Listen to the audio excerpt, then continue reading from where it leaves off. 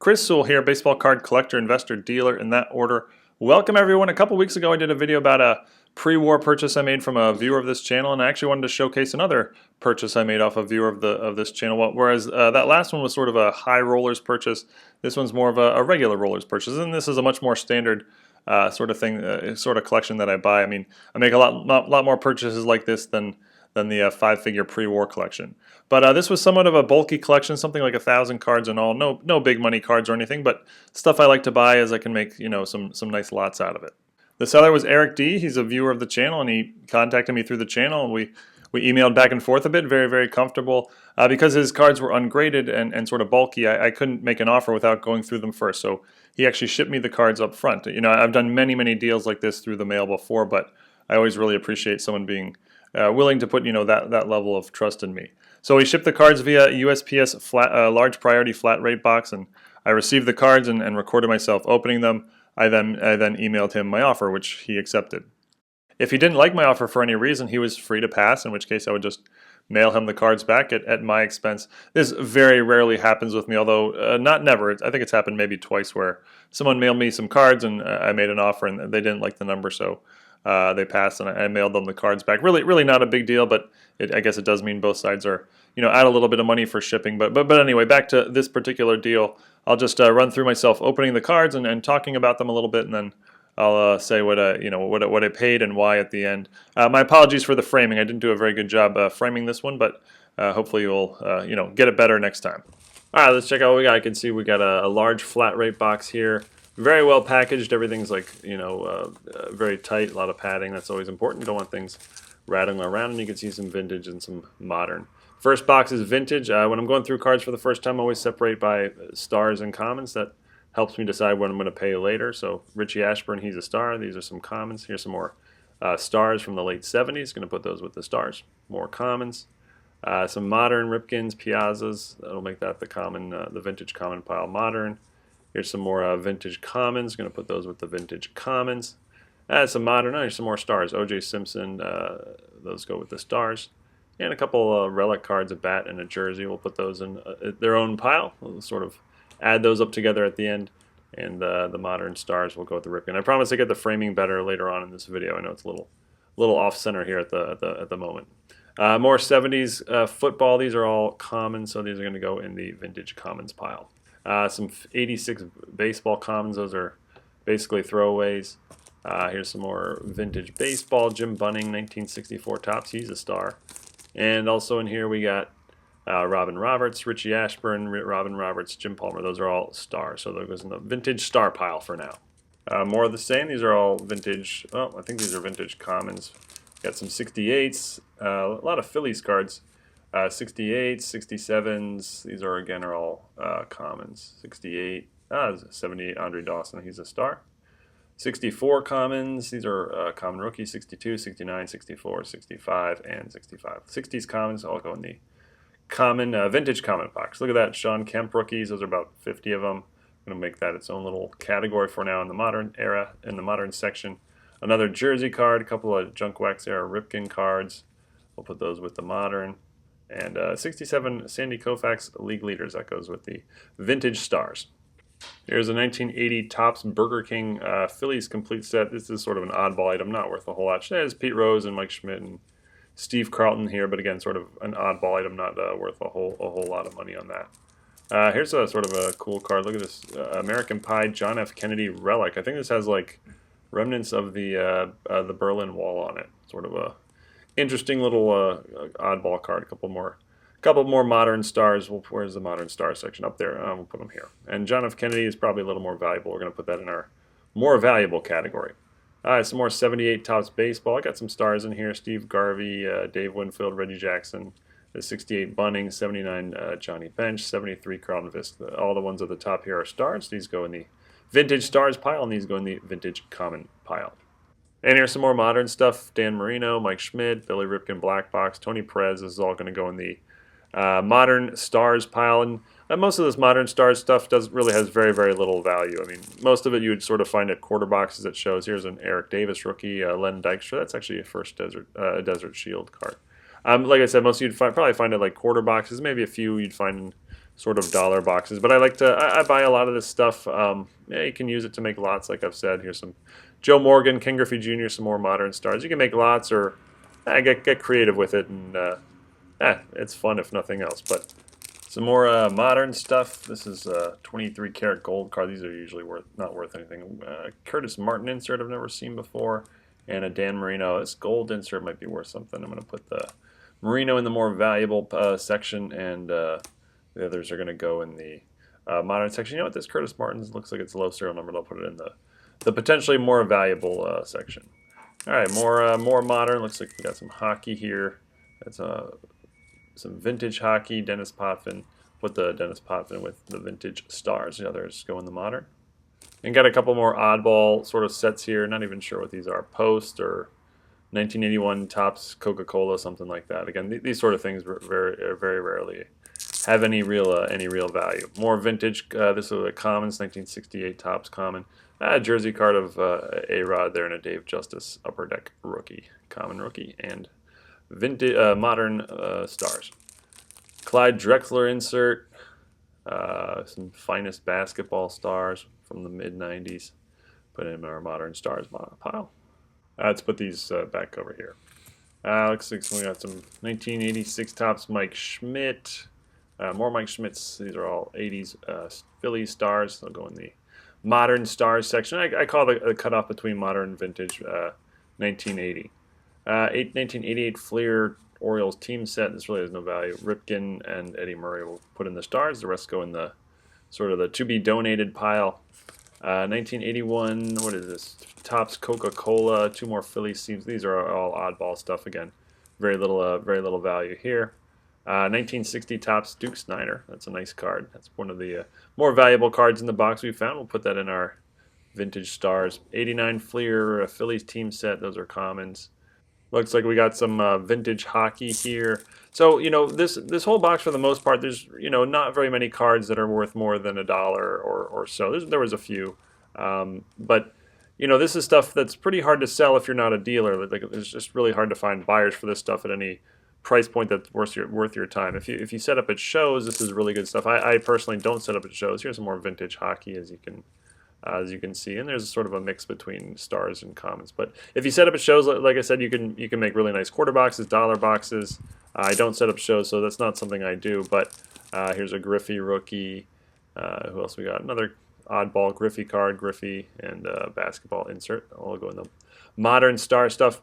But you know, I can make lots on eBay with this stuff. Player lots, lots by year, by sport, by condition. Here's some more vintage hockey. Phil Esposito, he's a star. Bobby Orr, that's nice. Those will go in the vintage stars section. The majority of dealers, or a lot of dealers, maybe not the majority, but a lot of dealers would sort of pass on this sort of stuff. It's just not going to be worth their time to sift through and sell. And like I said, this stuff's really hard to sell one by one. You need to have a good outlet, and if you don't set up at shows, it's sort of tricky. But like I've said, I've been doing this a long time, so I can quickly sort this stuff. I can quickly make lots out of it. Very experienced. I kind of know what I'm doing. You can see some vintage basketball here with some stars scattered in. I sort of know what I'm doing, and I can do it quickly and efficiently, and I know my price points. And so I like to buy collections like this, even though, like I said, probably most dealers wouldn't be that interested. Here's a Tiger Woods card I've never seen from 2001, probably not worth a whole lot, but you never know. I'll put it in the modern stars section for now. Here's some more vintage football, mostly commons. There's Larry Brown rookie. We'll call him a star. Bob Lilly, star. Harold Jackson rookie. He's a star. More vintage commons football. These are from the 60s, 62 Topps. These are all commons, I believe. 69 Topps baseball. Jim Palmer rookie. 78 Topps. Some more 70s baseball stars. A Johnny Unitas insert. And those go in the vintage commons. Next box has some 70s football in it. Looks like we got about 80 cards here. These are all 1976 Wonder Bread. And check the back real fast to make sure that these weren't complete sets. They weren't. They actually just heavy duplication. The major stars from the set were, for the most part, missing, but there were some minor stars, and you saw Franco Harris at the beginning. But about 80 cards here, and they're in upper grade for 70s cards, but those aren't all worth a whole lot either.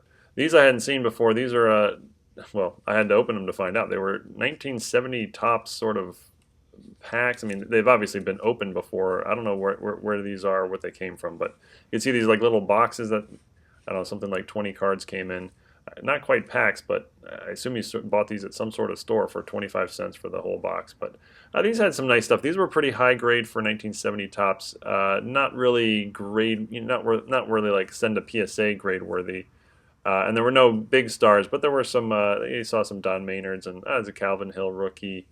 These are some decent stars, mostly commons here. But again, these are sort of upper grade for 70 Topps football. Again, near mint maybe. We're not talking about PSA 8s, 9s, and 10s here.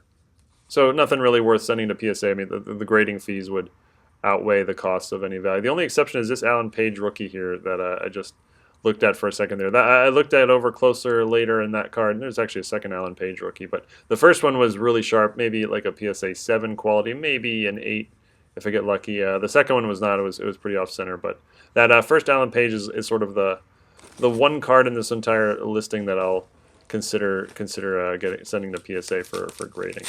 There are also 4 graded cards included in the box that they were already PSA graded. Here's the first one, 1970 Topps Johnny Callison.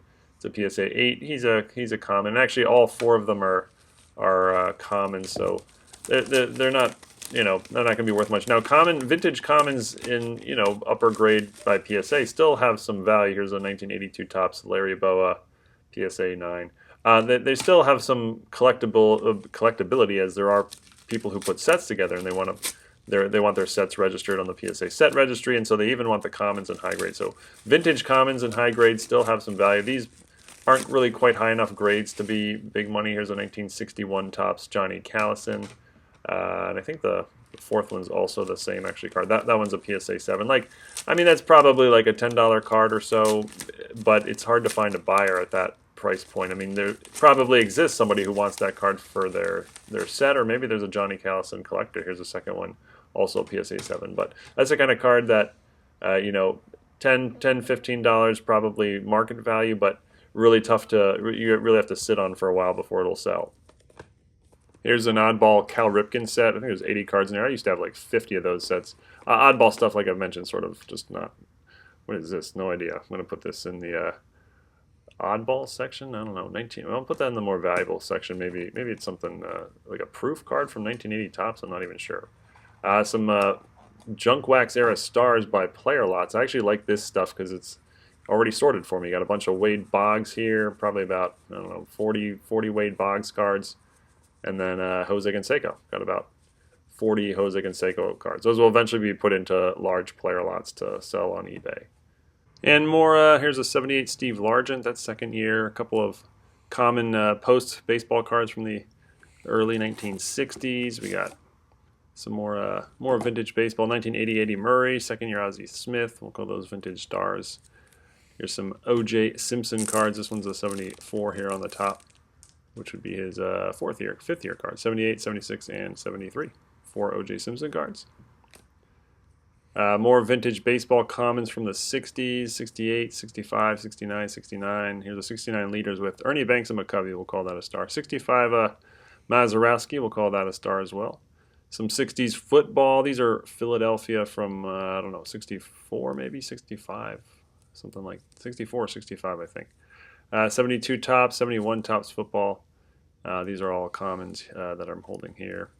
More 70s football. This is 1970 Topps game. Those are all commons. So vintage commons, I mean, they make really good lots on eBay if you know what you're doing. You just got to lot them up correctly by year and condition. Here's some more oddball football cards. These are of very little value. Some more Cal Ripkens. Here we go. Nice little batch of Cal Ripkens. These are all junk wax here, except the one on the top's 83 Topps set, second year. It's worth a couple dollars. Mostly the others are sort of 10-cent cards from the junk wax era type of thing. We'll put all those with the modern. No, we'll put this with the Player Lots. Another oddball thing, Conlon from I think that's early 90s. Here's an unopened wax pack. I think this is 1986 Topps. No real key rookie in there, but unopened pack. We'll put that with I'll put that in its own little category here. All right, what's next? This top card's pretty cool. This is a T207 brown background. This card, this is just a common, but this card's from, I think it's 1911, so this card's 110 years old. Like I said, just a common. It's not in very good condition, but it's still probably worth 20 bucks or so in this condition, maybe 25, something like that. It's more or less the most valuable card so far. This thing, I don't even know what this thing is. Frank Higgins, I'm not sure. This might be a very old card, so this is one of the ones I'm going to have to look at in more detail later, because I don't recognize it. Looks like it's some sort of playing game type of card, but cool little. I think it looks like this is a vintage card. I think this might be really old, like even pre-war. We'll put it with the valuable stuff for now. And actually, let's go ahead and get this guy in a top loader, just in case. It's actually in really nice shape. Again, I don't actually know what it is. Here's sort of an interesting thing. I think there's about 500 the same card, 1985 Topps Mike Schmidt, all in this vending box, which is pretty beat up. But look, every single card is the same, and these are in really sharp. These are really sharp, but these are junk wax era cards. I mean, if you tried to sell these one by one, you would die with most of them. But if you lot them up, you can probably get 10, 15 cents a card, something like that. 78, another 78 common. So getting down towards the end of the box here. Here's a couple of exhibit cards, common guys. I'm not even sure these are original.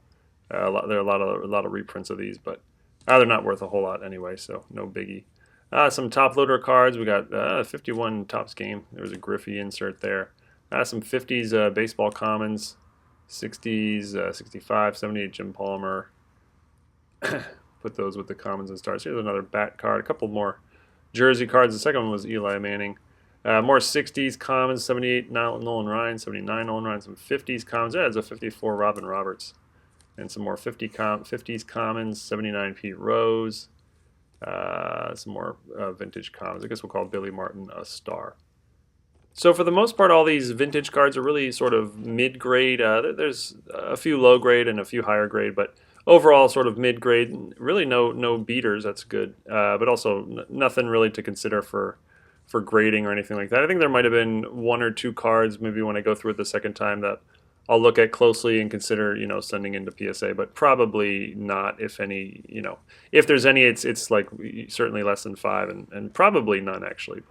But like I said, most of these are sort of mid-grade cards, and you wouldn't send any of these into PSA for the cost if they're going to get mid-grade grades. More late 70s stars, 79 George Brett, 79 Reggie Jackson, Willie McCovey from 1980, 78 Reggie Jackson. Some more 60s commons. These are 1968, 79 Robin Yan. That's a Mark McGuire from 87 Donruss.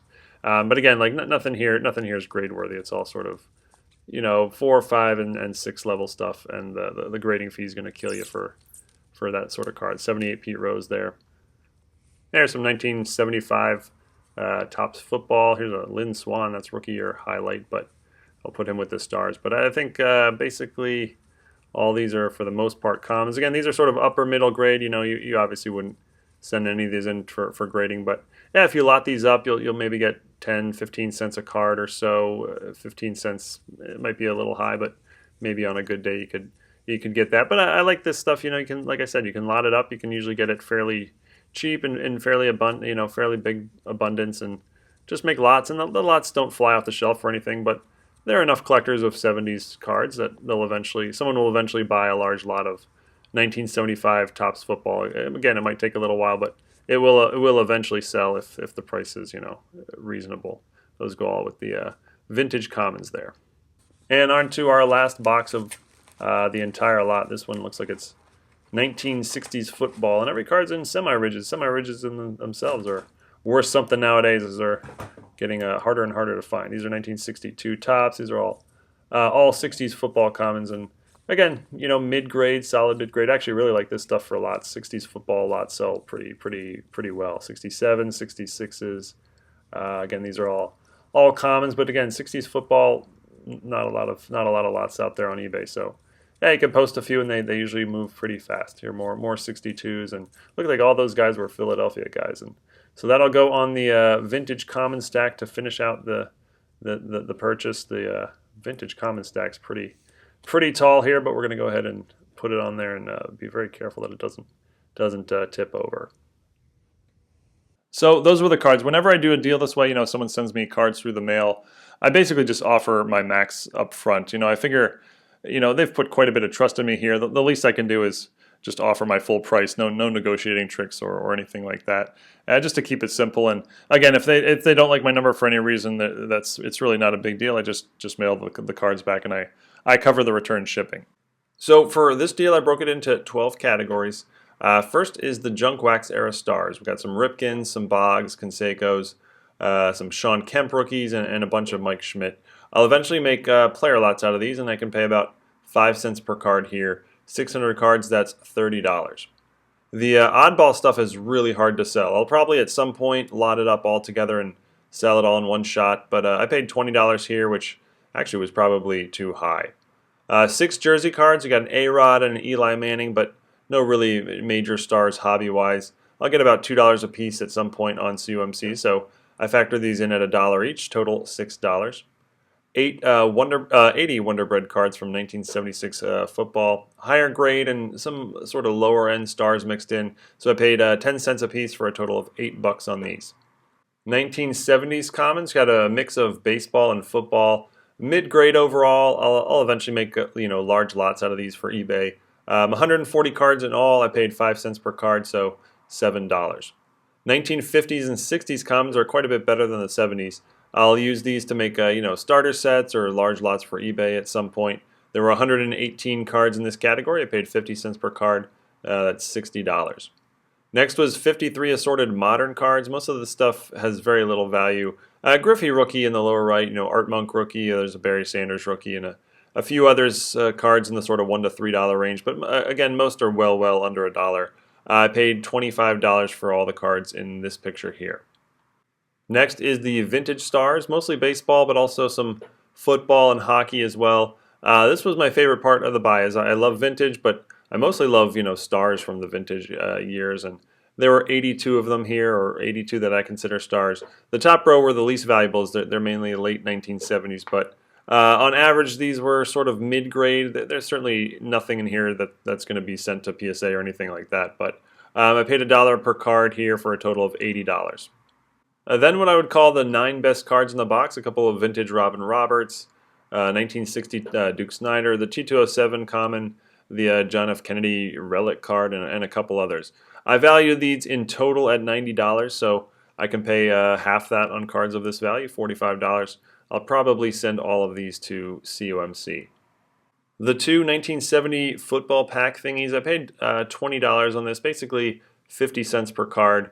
One of the Alan Page rookies was the only card in the entire box that I'll consider getting graded. I looked over all the cards in these here closely, and they were mostly sort of 7s and 8s range, I would guess, if sent to PSA. Really just not going to be worth sending them in, even if PSA reopened their cheaper levels. Certainly not the commons or the low-end stars, but again, one of the Alan Pages, maybe, it's probably like a PSA 7, maybe on a good day a PSA 8. Which that would be a really nice bonus, as that's probably well over $100 card. But again, that's after PSA fees, and chances are it won't grade that high. The 4 graded cards I'll just send straight to CUMC. These are going to take a long time to sell in all likelihood, since they're just commons, and I paid $20 here, $5 each. I'll price them a lot higher than that on CUMC, but again, chances are they're just going to sort of sit in my account for months or years. And then there are a few commons that I can't pay anything for. These will eventually get donated. So add that all up, and it comes to a total of $321. I offered $320, and he accepted. I PayPal'd him immediately, and we were good to go. So again, I would sort of call this a win-win deal. I think I got cards at a price point where I can eventually make a profit. It'll take a little while, but I'm fine with that. And Eric got some, very respectable cash for a lot of cards that are otherwise very, very difficult to sell, and he got it all in one shot. $320. I think he was happy with that. So hopefully we'll do another deal with Eric at some point, down the road. But that's it for now. Thank you everyone for watching. Hope you enjoyed, and let me know if you have any questions about the deal in the comments below. And if you have a collection that you'd be interested in selling me in this sort of manner, please reach out via email. I've included my email in the description below. But until next time, have a great day, and see you soon. Thanks, guys.